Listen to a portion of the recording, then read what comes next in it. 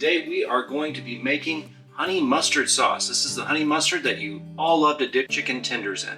Well, we're going to start this off with half a cup of Dijon mustard. It's the mustard part of honey mustard. So just get it all in there. Oh, can't leave that behind. Now we're going to mix in some salt. How much salt? That is 1/8 of a teaspoon of salt. 1/8 of a teaspoon of salt. And half a teaspoon of onion powder.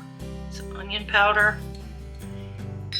And then that is 2 tablespoons of honey. Now, one thing I did here was I did spray the ramekin with some nonstick, and that just means the honey isn't going to stick in there and it'll just kind of flow out a lot easier. And then you mix those together and you have Honey mustard. We're going to serve this up with some chicken fingers, and you're going to love this next time you want honey mustard for your chicken I mean, that fingers. didn't even take 2 minutes. Didn't even take 2 minutes. It's really good. It's tasty. Thanks for watching.